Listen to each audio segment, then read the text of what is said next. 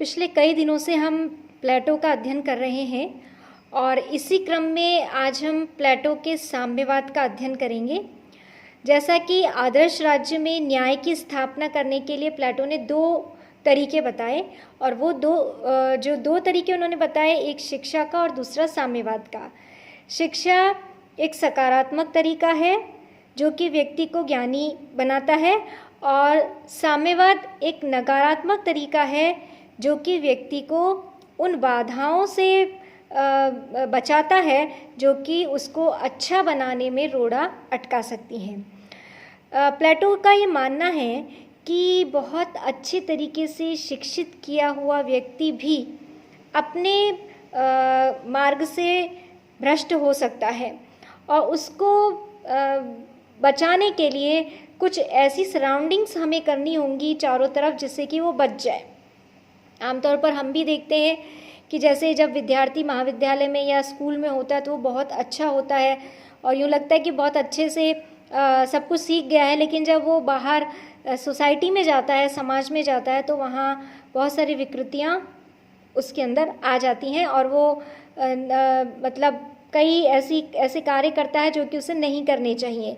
तो प्लेटो को दो ऐसी बहुत बड़ी बाधाएं नज़र आई जो कि व्यक्ति को अपने मार्ग से भटका सकती हैं। उनमें एक बाधा तो प्लेटो को लगी संपत्ति और दूसरी बाधा प्लेटो को लगी परिवार। ये दो बाधाएं प्लेटो को लगा कि इनके कारण व्यक्ति अपने मार्ग को छोड़ सकता है या भ्रमित हो सकता है। तो यहाँ पे प्लेटो ने जो साम्यवाद का सिस्टम दिया है, इसके अंदर संपत्ति का साम्यवाद और परिवार का साम्यवाद, ये दो प्रकार का साम्यवाद का सिद्धांत उनका जब हम पढ़ेंगे तो ये सामने आएगा। आप देखिए, साम्यवाद का एक सिद्धांत कार्ल मार्क्स ने भी दिया है आधुनिक समय में, जो कि बहुत बाद में सामने आया। कार्ल मार्क्स का साम्यवाद, प्लेटो का साम्यवाद बहुत अलग है दोनों चीज़ें। मार्क्स का साम्यवाद पूरी तरीके से आर्थिक साम्यवाद है और प्लेटो का साम्यवाद एक अलग प्रकार का साम्यवाद है। प्लेटो का साम्यवाद त्याग पर आधारित है, उसमें व्यक्ति संपत्ति को ग्रहण नहीं करेगा बल्कि उसको छोड़ेगा, जबकि मार्क्स के साम्यवाद के अंदर जो संपत्ति है वो सबको समान रूप से सबको मिलेगी। लेकिन यहाँ पे जो संपत्ति का साम्यवाद अगर हम देखें प्लेटो का, तो वो उसके अंदर संपत्ति को त्याग कर रहा है, छोड़ रहा है। अब यहाँ पे प्लेटो ने किसी भी प्रकार की निजी संपत्ति की किसी भी प्रकार की अवधारणा से इनकार किया। यहाँ ये बता देना ज़रूरी है पहले कि ये साम्यवाद दो वर्गों के लिए है, जिन्हें कि प्लेटो ने संरक्षक वर्ग कहा है दोनों को ही। एक है शासक वर्ग और दूसरा है सैनिक वर्ग। इन दोनों वर्गों के लिए साम्यवाद की व्यवस्था की गई है। अब संपत्ति के साम्यवाद में दोनों ही वर्गों के पास अपनी निजी कोई संपत्ति नहीं होगी।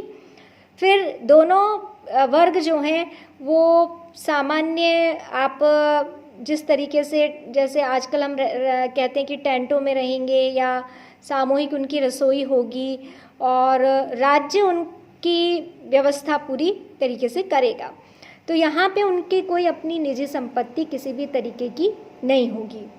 दूसरा, जब हम लेते हैं परिवार का साम्यवाद, तो यहाँ पे दो तीन बातें हैं जो कि ध्यान देने योग्य हैं कि संरक्षक वर्ग का अपना कोई निजी परिवार नहीं होगा, सबका सामूहिक पूरा राज्य ही उनका परिवार होगा और जो विवाह की व्यवस्था है वो अस्थायी होगी, उसके अंदर कोई स्थायित्व नहीं होगा।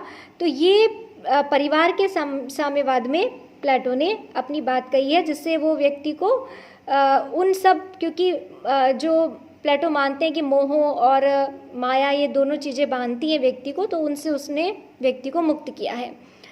ये यहाँ पर प्लेटो अपने पक्ष में जो तर्क देते हैं इन दोनों ही साम्यवाद को लेकर, वो ये कि इससे राज्य की एकता सुरक्षित रहेगी, राज्य का विकास होगा, महिलाओं की जो शक्ति है वो निजी परिवारों में नष्ट हो जाती है अलग अलग, और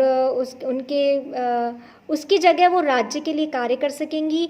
और साथ में जो व्यक्ति के अंदर दुर्गुण उत्पन्न हो जाते हैं, संपत्ति की लालसा पैदा हो जाती है, परिवार को की सुरक्षा के लिए वो व्यक्ति कुछ भी करने के लिए तत्पर रहता है, गलत या सही जो भी है, तो वो सब विकृतियाँ व्यक्ति में नहीं आएंगी और राज्य का सर्वाधिक हित हो सकेगा। इसके पीछे जो प्लेटो की मान्यता रही साम्यवाद के सिद्धांत के पीछे, वो ये रही।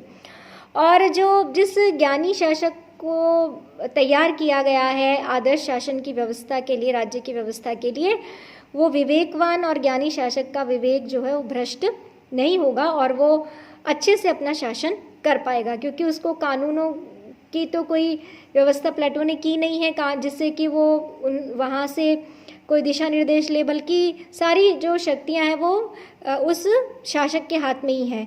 तो उसके विवेक को बचाए रखना, उसके ज्ञान को सुरक्षित करना, ये भी एक बहुत बड़ा दायित्व था। तो ये प्लेटो ने ये साम्यवाद की व्यवस्था करके इस तरीके से इसका निर्वहन किया है। अब यहाँ पे ये व्यवस्था तो दिखने में लगता है कि बहुत सी बाधाओं को दूर कर सकती है और यदि हम देखें व्यवहार में तो बहुत सारी मानव के अंदर जो बुराइयां हैं उनका अंत करती है। लेकिन यदि व्यावहारिक दृष्टि से इसका मूल्यांकन किया जाए तो यहाँ पे सबसे बड़ी बात तो यह है कि प्लेटो ने राज्य की एकता के लिए और उसके विकास के लिए व्यक्ति की जो मनोवैज्ञानिक आकांक्षाएं हैं या उसकी महत्वाकांक्षाएं हैं, इच्छाएं हैं, उनकी तरफ कोई ध्यान नहीं दिया है। अब निजी संपत्ति को लेकर व्यक्ति की बहुत इच्छा रहती है, यदि हमने कार्य किया है तो हमें उसका वेतन मिलना चाहिए, इस तरीके की आकांक्षा हमारी रहती है। और हम सभी अपना जो भी कार्य करते हैं उसका कोई ना कोई आउटपुट चाहते हैं, चाहे वो संपत्ति के रूप में ही क्यों ना हो। तो यहाँ पे प्लेटो ने निजी संपत्ति नहीं दी है। इसकी अरस्तु ने भी बहुत अधिक आलोचना की है आगे चल के, और अरस्तु ने निजी संपत्ति को बहुत ही महत्वपूर्ण स्थान अपनी पॉलिटिक्स में दिया है। तो ऐसा नहीं है कि प्लेटो के शिष्य हैं अरस्तु तो उन्होंने कुछ कहा नहीं होगा, आलोचना नहीं की होगी। प्लेटो का यदि सबसे बड़ा कोई आलोचक है तो वो अरस्तु हैं, और प्लेटो को फॉलो करने वाला भी यदि कोई सबसे बड़ा है तो वो भी अरस्तु है। अब यहाँ पे आगे हम जैसे परिवार का साम्यवाद की बात करते हैं तो वो ये भी एक बड़ी ही कमज़ोरी की बात है कि मानव की कमज़ोरी होती है उसका परिवार। अरस्तु ने प्लेटो की इस विचार की आलोचना की और परिवार को आगे अपनी पॉलिटिक्स में अरस्तु ने बहुत इम्पोर्टेंट स्थान दिया है। प्लेटो ये भूल जाते हैं कि मनुष्य की कुछ नैसर्गिक आवश्यकताएं होती हैं, वो अपने परिवार को, और उस परिवार उसके अंदर बहुत से गुणों का विकास करता है, सहनशीलता है, अपनी चीज़ों को शेयर करने की मनोवृत्ति है, इन सब का परिवार में विकास होता है। लेकिन प्लेटो इसकी तरफ ध्यान नहीं देते। दूसरी तरफ जो उन्होंने जो कि पशु व्यवस्था वाली बात है वो समाज में यदि लागू की जाए तो वो भी थोड़ा संभव मतलब उपयुक्त नहीं होगा मानव समाज के लिए। तो इन आधारों पर प्लेटो के साम्यवादी सिद्धांत की आलोचना की जाती है। लेकिन यहाँ पे दो तीन चीज़ें महत्वपूर्ण हैं। एक तो जैसा कि पहले ही स्पष्ट कर दिया गया है कि प्लेटो का साम्यवाद मार्क्स के साम्यवाद से बिल्कुल अलग है और इसमें छोड़ने की बात कही गई है, ना कि ग्रहण करने की। ये एक ध्यान में रखने योग्य बात है। दूसरी बात ये है कि प्लेटो ने अपने साम्यवाद से एक बहुत बड़ा मैसेज दिया है, और वो मैसेज ये है कि राजनीतिक शक्ति के पास आर्थिक शक्ति नहीं होनी चाहिए। यानी अभिभावक वर्ग जो है रिपब्लिक का, शासक वर्ग और सैनिक वर्ग, उसके पास में राजनीतिक सत्ता है। यदि उनको आर्थिक सत्ता भी मिल जाती है, यानी संपत्ति भी रखने का हक उनको मिल जाता है, तो वो दोनों शक्तियों का एकीकरण हो जाएगा, राजनीतिक शक्ति और आर्थिक शक्ति, और ये दोनों का एकीकरण जो है भ्रष्टाचार को आगे बढ़ा सकता है। तो प्लेटो ने कोशिश की है कि आदर्श राज्य में किसी तरीके से भ्रष्ट व्यवस्थाओं को रोका जा सके।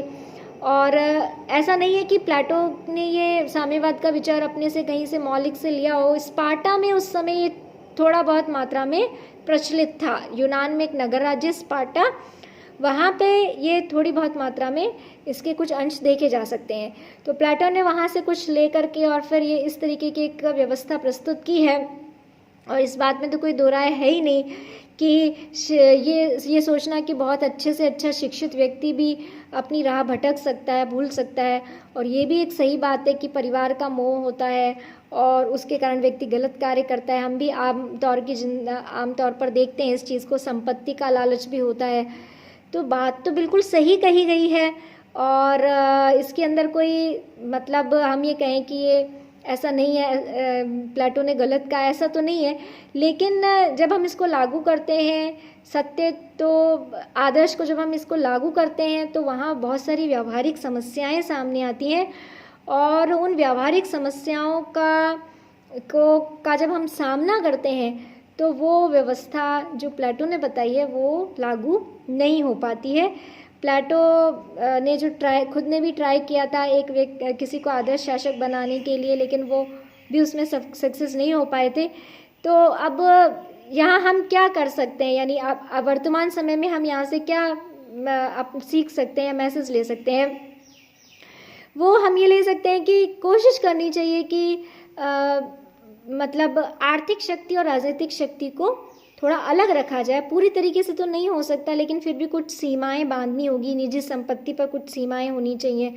और इसी तरीके से परिवार या जो भी हमारी व्यवस्थाएं हैं उनमें भी हम ये कहें कि कुछ इस तरीके के सिस्टम हो कि जो हमने जो ज्ञान हासिल किया है या हमने जो शिक्षा हासिल की है वो ऐसा नहीं हो कि बस जाते ही बाहर सोसाइटी में जाते ही वो समाप्त हो जाए और हमने जो सीखा था या हमने जो अपने आप को अच्छा बनाए रखने की जो प्रतिज्ञाएं या प्रण हमने अपने पढ़ते समय किए थे वो हम भूल जाएं।